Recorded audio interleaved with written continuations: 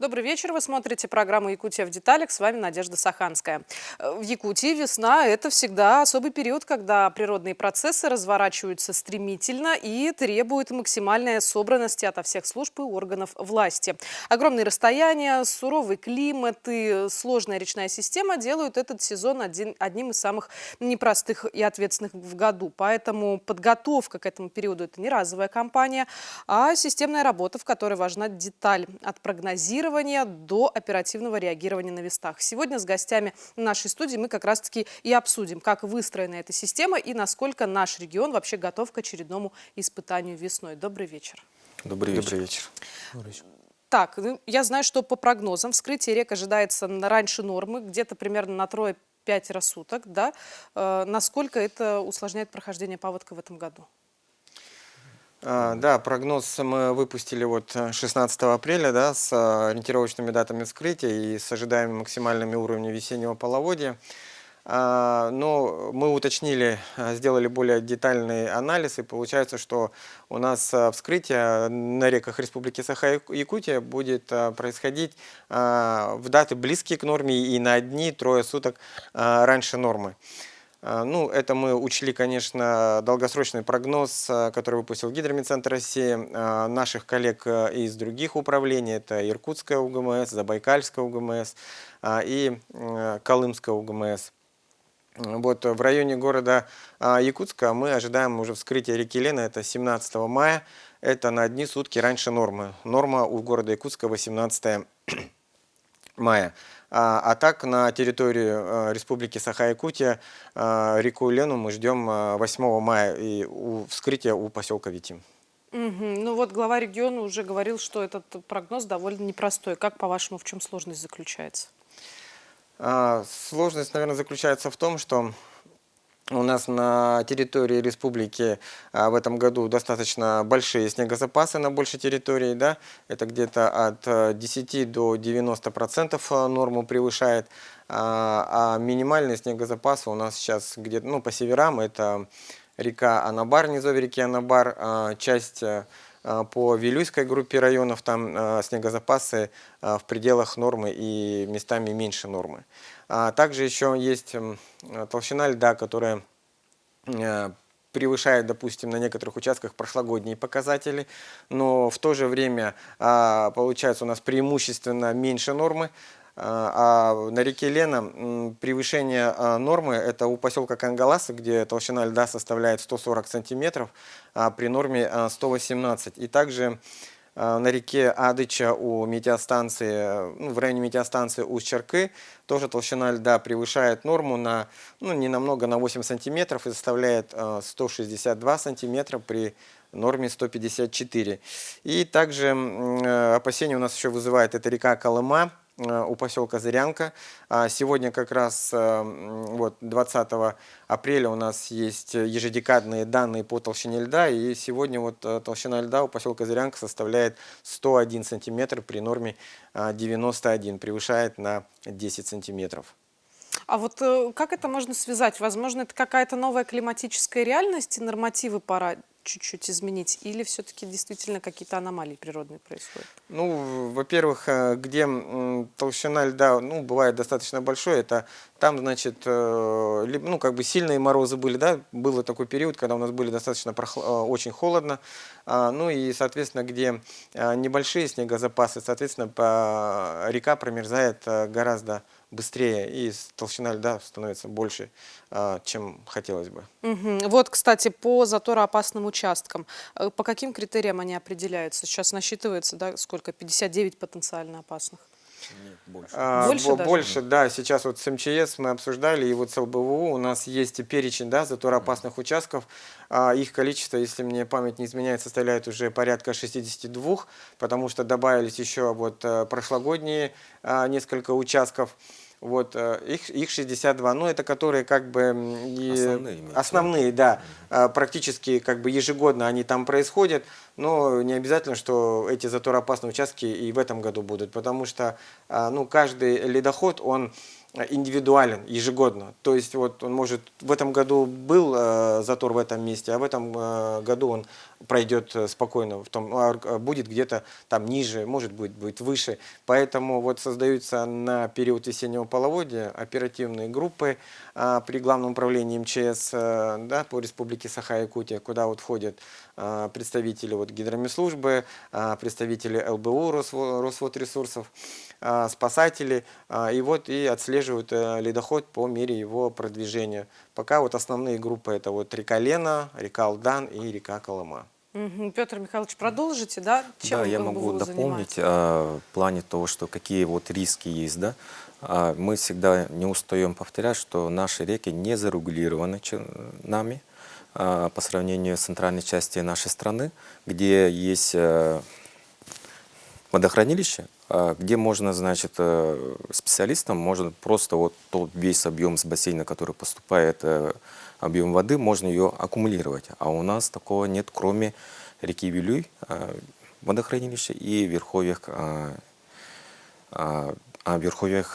получается, Вилюя.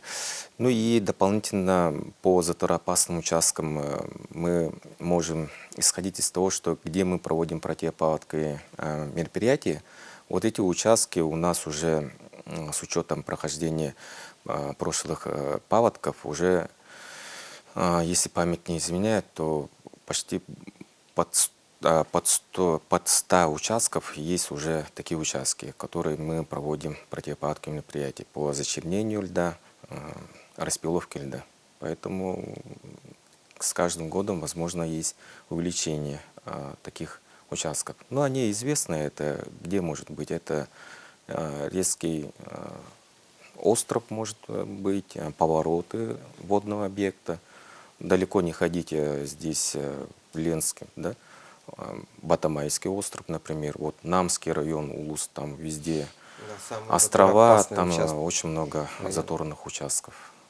Ну, Намский район, я слышала, по прогнозам и сейчас он попадает в зону риска. Точно. Потому что, да, Намский район, он самый такой наиболее затороопасный, потому что русло изобилует островами, поворотами, протоками, которые препятствуют прохождению ледохода. Создают препятствия. Ну, пока ледоход еще не наступил, но ледовая переправа закрылась. Да, вот у нас по этому поводу есть сюжет, давайте как раз его посмотрим. С весенним оттаиванием грунта на подходах к зимнику образуется высокая колейность, а на протяженности всей ледовой трассы образуются широкие лужи. В связи с этим сотрудники МЧС закрывают непригодную для эксплуатации дорогу, и с закрытием переправы Хатас и Павловск движение по всем ледовым переправам в центральной части Якутии закрывается полностью. Еще с первых дней, когда началось потепление погоды, сотрудники ГИМС ежедневно следят за состоянием льда. Ну а сегодня инспекторы информируют последние потоки водителей о скором закрытии автозимника. Ездить на переправе сейчас становится с каждым днем все небезопасно. В связи с этим, с погодными условиями и со состоянием дорожного покрытия, состоянием льда, переправа закрывается. Подходит к переправе, их развезло, получается, там грязь, маленькие машины уже не проезжают. Все знаки будут убраны, и, получается, заезд в переправе самой будет засыпан, чтобы машины не проезжали. Сотрудники ГИМС также ведут совместную работу с административными комиссиями, правоохранительными органами и муниципальными образованиями. Проводятся профилактические мероприятия и активное информирование населения. За нарушение установленного запрета водители несут административную ответственность. Согласно КАП Республики, за несанкционированный выезд на лед предусмотрена административная ответственность на граждан в размере от 3 до 5 тысяч рублей, на должностных лиц от 20 до 50 тысяч рублей, на юридических лиц от 100 тысяч до 1 миллиона рублей. В арктической зоне республики некоторые маршруты еще действуют, но с ограничениями по грузоподъемности. Чтобы население могло безопасно пересечь реку, властями организованы другие пути перевозки. Между Якутском и Заречной группой улусов будут курсировать суда на воздушной подушке. Диана Антонова, Станислав Потапов, Хатасы. Семен Николаевич, по поводу переправы уже сняли знаки, да? Уже засыпали. Как вообще сейчас там? Сегодня действительно, исходя из гидрологической обстановки, как проходил зимний период, можно отметить то, что весенняя переправа у нас ограничения уже на 4-5 дней тоже уже понижение начали давать. Это по Якутской переправе, Якутск, Нижний Бестях. С учетом в Вилюйской группе районов, например, план был 15 числа закрыть апреля, ну, то, что территория очень большая, в некоторых местах уже зимний сезон наблюдается, поэтому переправы закрывались, например, вот в субботу 19 числа. По реке Алдан то же самое наблюдалось, например, вот 15 числа. Здесь как бы можно сказать то, что рельеф именно как русло, именно вот сложные участки на реке Алдан, именно с учетом и толщины льда, там уже закрытие было установлено сроки 15 числа. По Якутск, Нижний Бестях переправа полностью закрыта в субботу, это тоже 19 числа. План был, например, вот 15 числа. По центральной части Якутии сейчас на сегодняшний день практически все закрыто. Это осталось вот, ну, уже грузоподъемности там, и так далее. По Кобяйскому району там, и так далее, по Зимникам, а по Арктическим районам тоже вот на сегодня практически, сегодня вот 15 числа уже принято решение дорог Арктики, например, по Янской группе района, по Индигирке тоже закрывать. И зимние переправы только на сегодняшний день остаются только вот, например, по автодороге Анабар, где грузоподъемность тоже понижается, но наблюдается вот где-то вот холодно, можно сказать, где-то вот уже весенние погодные условия идут как бы быстрее, можно сказать. Ну да, с наступлением теплых дней приходится подстраиваться, в общем-то, под причуды погоды. Ну, если автозимник закрыт и выезд на лед запрещен, у нас же есть зато суда на воздушных подушках. Да, действительно, с точки зрения организации пассажирских перевозок, вот Арика Владимировна вот тоже очень хорошо рассказала, то, что сейчас профилактическая работа есть, работа административных комиссий по пересечению выезда на ледовые переправы и выезд на водные объекты с учетом вот закрытия. По воздушным подушкам, если рассказать, то основные перевозчики по переправе Якутск-Нижний Бестях уже работают, уже поэтапно начали вводить флот, это 16-17 числа, и сейчас уже количество флота достаточно. По Вилюйской группе районов работает, и на реке Алдан, это Мегин, Алдан, Каскиль, тоже один перевозчик есть, там несколько судов поработают. На Лене такие же перевозки у нас выполняются вот Кангалас и Сотница. Тоже перевозчики есть, там уже порядка 10 лет, 5 уже организованные свои перевозки проверенные есть, да, перевозчики. проверенные, которые прошли аттестацию, регистр прошли. Но сегодня вот тоже очень бурно обсуждаем исполнение требований федерального закона о транспортной безопасности с учетом обеспечения безопасности пассажирских перевозок. Хорошо, продолжим говорить о прохождении ледохода, да, от подготовки к паводковому периоду после небольшого перерыва. Оставайтесь с нами.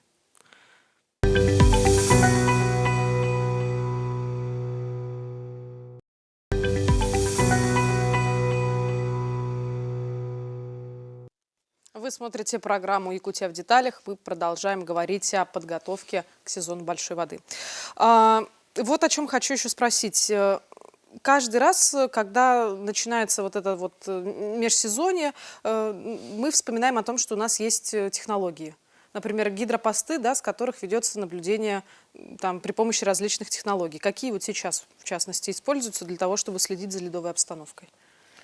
Ну, технология на наших гидропостах особо не меняется десятилетиями. Там уровни измеряют гидрометнаблюдатели. Есть водомерный пост, где вдоль береговой линии, ну, поперек береговой линии к реке установлены водомерные сваи. Он подходит, ставит рейку, берет отчет, ну, прибавляет к приводке сваи и получает какой-то уровень над нулем поста.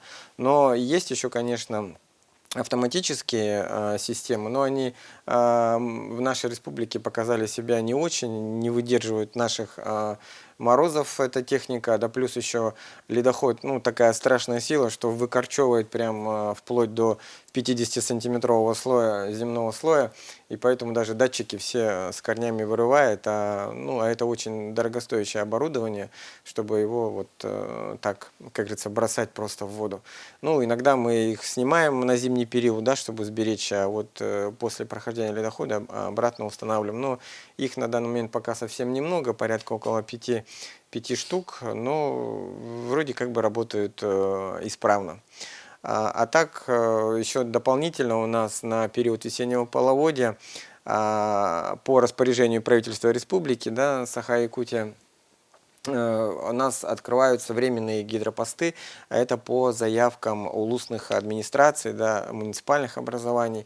На сегодняшний день у нас открыто уже 84 поста из 91 заявленных. На этой неделе планируем, в принципе, уже завершить все. Это будет на территории городского округа город Якутск у нас 3 поста. Это Хатасы, Пригородный и Тулагина. И плюс еще в поселке Житай, отдельно дополнительно по их заявке. А так у нас на период весеннего половодья будут привлечены 122 основных наших гидропоста и плюс 91 временный гидропост. А еще же есть, не то чтобы сервис, но, в общем-то, можно следить за трансляцией ледохода. Да, это к нашим коллегам такой вопрос. По этой части можно сказать, что Минцифры Якутии вместе с РТК делает такое онлайн-вещание, как у нас идет этот процесс. Но мы своими силами управления тоже организуем данное онлайн-вещание. Впервые в Якутии сделали, в далеком, я помню, 2010 году. Тогда еще сотовый телефон, помните, не было 4G, просто был Ешка. наверное, да? Мы тогда в городе Ленске сделали специально спутниковое вещание. Через спутник, интернет, трансляция шла на специальный сайт ЕКТ.ру. Но развитие идет. Сейчас, когда буквально это произойдет, буквально через 20 дней, да, простые люди, граждане могут зайти в интернет на официальный сайт нашего управления, и мы там будем транслировать, как у нас идет ледоход именно здесь, в районе города Якутска. Водоканал поставим и Соткинцев, в сторону Соткинцев и Едессы. Но мы это делаем специально, чтобы смотреть, как у нас происходит прохождение, эффективное или неэффективное противопаводковое мероприятие. Ну и дополнительно, когда актуально здесь кромка придет где-то 17-го, да, Вячеслав Анатольевич, да. Там уже будет видно как раз самый заторопасный участок, который влияет на город Якутск, это Атарыта, Едесса, И там как раз затор есть или нет, специалисты, мы, граждане, будем смотреть. А то, что Вячеслав Анатольевич сказал, это уже узкоспециализированные посты, которые мы именно используем во время паводка. Узкоспециализирован, значит, этим занимаются специально обученные люди. Но для граждан-то обычных тоже есть, наверное, какие-то приметы, чтобы понять, все, ситуация стала критической. Пользуясь моментом, надо сказать, Ленинское бассейновое направление, сайт lenabvu.favor.ru. Там будет картинка как раз. Хорошо. У нас также на нашем сайте и в канале Макси будет, естественно, тоже ежедневный обзор, когда уже ледоход придет на территорию республики, мы будем выпускать ежедневные обзоры, как продвигается ледоход, плюс будем описывать какие-то прогнозную часть, что ожидать в ближайшие сутки. Так что это все будет в купе, да, на сайте и в канале. Ага. А на какие вообще такие сигналы, моменты, критическую точку, на что следует обращать внимание? Имеется в виду, все сводится к тому, что идет повышение уровня. Страдает что? Население. Затапливает территории, участки, ИЖС уходит под воду, дороги, линии электропередач, что резко возможно заторные явления. Все сводится к этому, заторные явления. К этому правительство Республики Саха готовится, вместе готовимся. Активная фаза будет через дней 25, да, 20. И тогда, если будут заторные явления, то уже будет реагировать совместно с Главным управлением через специальная группа по взрывным мероприятиям. Надеемся, что наше проведенное мероприятие в Республике Саха-Якутия против заторов, надеюсь, все сделать. И на первоначальном этапе не будет заторов. Но ближе к этой дате населенные пункты, Вячеслав Анатольевич, по реке Лена, да, которые они обозначили, Ленский в первую очередь, Намский, город Якутск, Палдан, это Усалданский же, да? Колыма обязательно. Буквально население через 20 дней должны быть уже на чеку.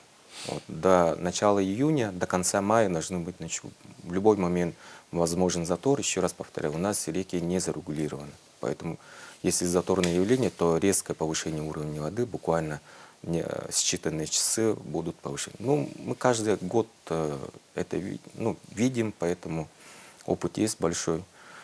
Если вспоминать, я сколько лет работаю, 2001 год, когда мы учили в школе, это было сложно, да, вот Амга, например, 18 год резко, да, было, Ой, да, Улахан там было, коровы там было, это все, это вот город Якутск, 98 год уходил под воду, Ленск уходил под воду, Алекминск, малые реки тоже, это Кёль тоже.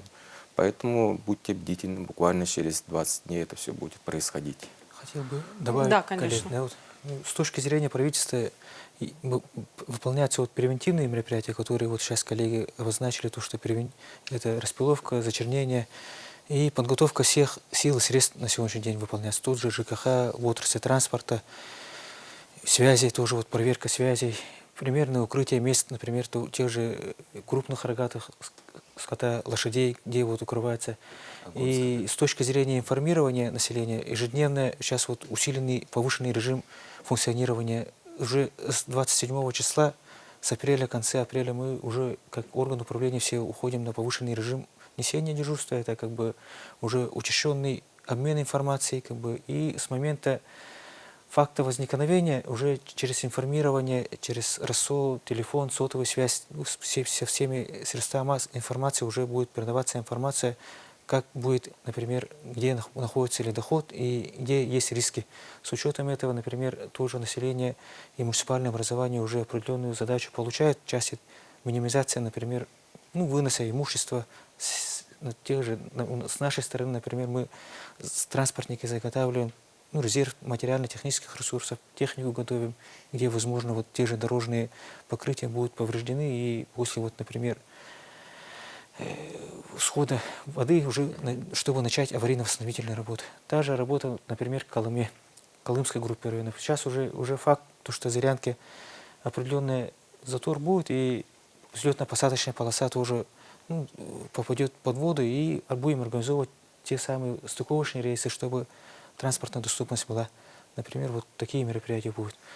И МЧС, и оперативные группы, они будут мониторить и, исходя из обстановки, уже определенные принимать такие срочные решения в части доставки, ликвидации там, и так далее. Вот технику какую-нибудь дополнительно привлекать из других субъектов, либо муниципальных образований, где, например, тяжелая ситуация будет в зависимости от наличия резерва материальных ресурсов того либо иного муниципального образования, например. Ну и, наверное, санавиация в том числе. Да, конечно, санавиация, здравоохранение, они в полной готовности будут. Здесь первая задача, это чтобы беременные женщины, кто маломобильные, чтобы их, грубо говоря, от зон затопления перевести на более такие безопасные места, в период, грубо говоря, опасных явлений.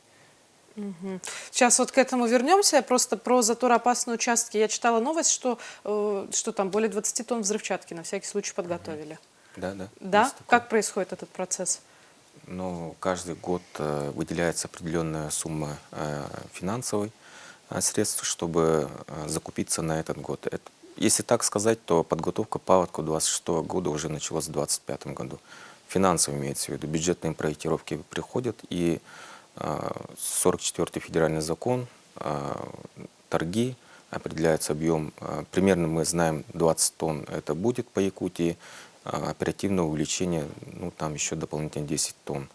8 тонн точно на Колыму, здесь в Якутске, Вилюйской группе улусов, Алекминский, Ленский определяется. Здесь главным выступает Минго и служба спасения, у которых, вообще есть в структуре КЧС, Якутской территориальной по системе РСЧС, есть оперативные группы, у нас 6, вот самая первая это оперативная группа Лена.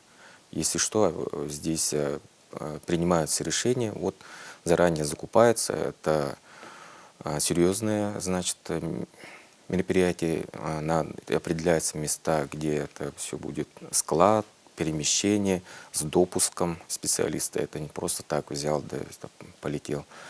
Поэтому привлекаются специализированные организации с допуском на взрывные мероприятия и специалисты, которые вот Якутская УГМС, Ленская БУ, службы спасения, и будут конкретно принимать решения. Но, возможно, будет затор, возможно, не будет затор. Это зависит от определенных гидрометеорологических условий, как любит говорить Да, Вячеслав Анатольевич. Какие будут, да, гидрометеорологии Главное, в чтобы период не было прохождения дружной весны. Так, да? Да. Хорошо, давайте об этом и еще у меня парочка вопросов для вас заготовлена обязательно. Продолжим после небольшого перерыва. Оставайтесь с нами.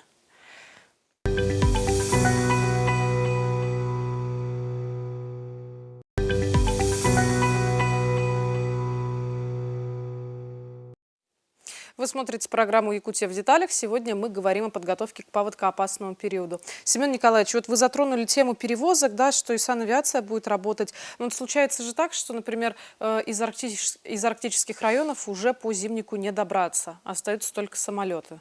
Вот не случится ли резкий скачок цен на авиабилеты? По авиабилетам, если сказать, то действительно есть определенная потребность в субсидированных и межмуниципальных, и внутриобластных перевозках. Есть задолженность у перевозчика полярных авиалиний авиакомпании «Якутия» в прошлые года. На сегодня вот правительством тоже определенные мероприятия выполняются по субсидированию. Например, 470 миллионов рублей предусмотрено на данные мероприятия. Из них вот порядка 300 миллионов рублей, это 200 с чем-то миллионов рублей, они будут на возмещение прошлых лет, и на сегодня такая работа уже проводится, первоочередная это. И отдельно на внутриобластные перевозки 150 миллионов рублей именно на организацию внутриобластных перевозок. На сегодня уже торги и процедурные мероприятия тоже проведены, и вперед распутятся данные мероприятия, перевозки будут организованы. На сегодня уже в Кобяйском районе, в Булунском районе такие уже перевозки полярные авиалинии и авиакомпания «Алроса» выполняют. И отдельно будем в июне дополнительно изыскивать средства в части вот межмуниципальных перевозок и тоже продолжение перевозок с СИЛом. Общая потребность составляет порядка ежегодно 1 миллиард рублей. Сегодня на межмуниципальной внутриобластной перевозке 150 миллионов рублей есть, которые вот мероприятия, торги есть на первое полугодие. Дальше будем уже в течение июня дополнительно в рамках поручения главы и так далее исполнять. А вот по поводу Зырянки, ну это же не первый год такая практика, когда приходится делать стыковочные рейсы. Насколько это вообще осложняет работу вашему ведомству? Да, действительно, с точки зрения Зырянки, аэропорт, полоса находится на подтопляемой зоне. Действительно, проводим работу с федеральным центром части переноса аэропорта Зырянки, поселка Куйга, в том числе тоже такой востребованный аэропорт, где вот по Зырянке была организация стыковочных рейсов, оно действительно такой планово, можно сказать, уже готовимся, поскольку риск такой есть, и полярные авиалинии через поселок Белая гора, либо через Среднеколымск будем выполнять такие перевозки. По Среднеколымску, скорее всего, тоже риск подтопления есть, поэтому тоже плохой сценарий будем отрабатывать. На сегодня суда готовы, и будем такие неотложные рейсы выполнять, стыковочные через Белую гору, либо другие аэропорты. Словом, логистика выстроена. Да, логистика уже ежегодно есть, выстроена. Ну, получается-то все у нас, ну не все, а в основной массе-то это сводится к погоде.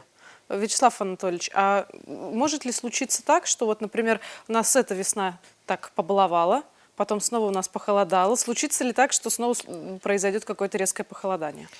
Ну, у нас март текущего года был необычайно теплым, да, потом на северо-востоке и в центре республики средняя температура составила от 5 до 14 градусов, были аномалии.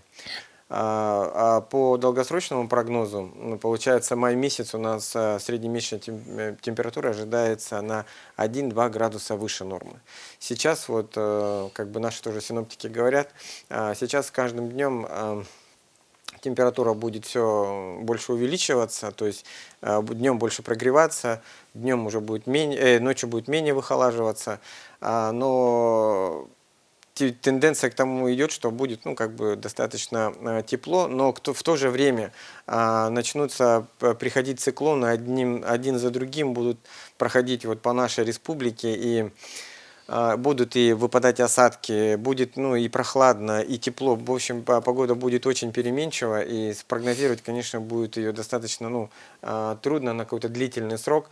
Поэтому специалисты наши все готовы, они будут эту ситуацию все мониторить. Естественно, когда вот оперативные группы будут работать на местах, да, на своих там по Лени, по Алдану, там, по Колыме, до оперативной группы обязательно будет доводиться прогноз. Из этого учета тоже там будут анализировать специалисты на месте. Если температура как бы может быть отрицательная, да, вот, то в период ледохода, то это возможно тоже образование затора. То есть это будет уже как бы смерзаться. Будем вот, соответственно, принимать какие-то решения. Вот как сказал извиняюсь, Петр Михайлович, о том, что взрывные работы, да, это все будет, ну, как бы коллективом опытным, вот этой опергруппой есть какая-то отдельная группа, которая именно будет отвечать за взрывные работы. Мы все будем это оценивать, эту обстановку, консультироваться и принимать соответствующее решение, необходимо производить взрывные работы или нет, либо может нам подождать, пока угрозы такой большой нету, потому что иногда природа сама регулирует этот процесс, и лучше как бы в него не вмешиваться. То есть может, вот как в Ленском районе бывает ледоход, как он начинается, потом он немножко постоит там, в напряжении поддержит, но и бывает и проходит дальше спокойно. Поэтому сразу там вот образовался затор, принимать такие решения, что необходимо вот срочно взорвать, конечно, этого не стоит. Надо подумать, анализировать обстановку и уже только потом принимать взвешенные решения, если это угрожает населенному пункту, жителям и так далее. А на границе с Ленским районом находится Поселок Витин. поселок Иркутская область, Да, Забайкальский край. Есть ли какое-то межрегиональное взаимодействие, чтобы они как-то сообщали, что происходит у них? Конечно, у нас есть между собой, вот как я выше говорил, это Иркутская УГМС, они нам свою информацию подают, чтобы мы видели, что происходит на их территории. Соответственно, мы там свою обстановку передаем. Также вот по реке Лекма, это у нас там Забайкальская УГМС еще есть. Они нам информацию свою подают, и мы из этого расчета как раз вот и сделали вот этот гидробюллетень номер 1, который выпустили 16 апреля. Ну, еще Колыма, Магаданская область, еще, да, которая играет тоже очень важную роль, потому что там ГЭС есть. Водохранилище, очень крупное водохранилище, где мы имеем МРГ. И МРГ уже было на прошлой неделе, и приняли для Колымской группы интересна, наверное, эта информация, что предполоводные сработок с Колымского водохранилища не будут производиться. Хотя там, по информации с Колымского ГМС, снегозапасы, последние данные, больше на 20%, 120% дали нам. А вот с иркутской части у нас есть Енисейское бассейновое водное управление, отдел водных ресурсов по Иркутской области. И как раз они вот начинаются у нас с верховьев реки Лена, да, как все это процессы начинают, уже сразу дают сигналы. И по линии МЧС тоже есть, чтобы не убыстряли этот процесс своими взрывами. И просим коллег, чтобы немножко там тоже постояло. Вот как Вячеслав Анатольевич сказал, могут бездумно подрывать все. Это с какой-то стороны дает эффект, может быть, на краткосрочную перспективу, а на долгосрочную перспективу мы можем проиграть.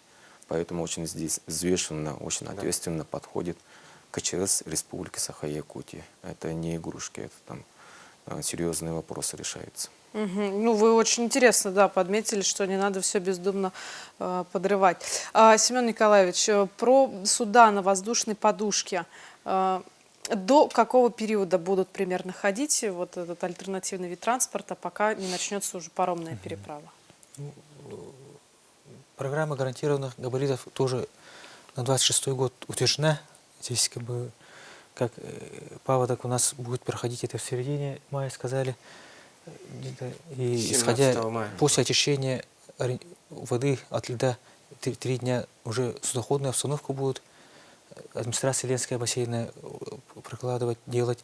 И исходя из этого уже навигация у нас начнется это где-то к концу мая, получается. Не путать с Ленским бассейновым направлением. Нас путает все время. И земснаряды, там, готовность судов на сегодняшний день тоже такой планово уже готовимся. Порядка 30 процентов судов.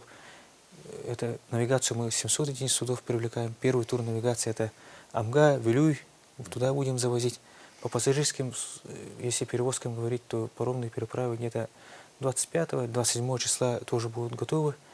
С паромщиками, с перевозчиками мы уже ряд таких совещаний провели в части вот, тарифа образования, по организации оплаты на берегу, по санитарным там, и так далее, по благоустройству территорий, по Вилюйской группе районов, по Алдану тоже вот, и Якутск, Нижний Бестях тоже. Да. Обязательно надо вспомнить. Угу. Потому что весь флот после Амги должен уйти успеть туда, на Вилюй.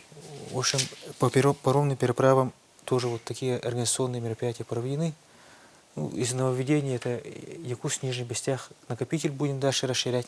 Там Якутск со стороны Якутска один накопитель дополнительно, полоса, и Нижний Бестях 3 полосы, которые тоже вот отсыпкой, благоустройством тоже занимаемся. И оплата на берегу Якутск, Нижний Бестях тоже вот должны запуститься и уже начать с начала навигации. Ну, остается этого только дождаться. Вячеслав Анатольевич, вам, наверное, завершающее слово. Какие погодные условия ждут нас в первой декаде мая?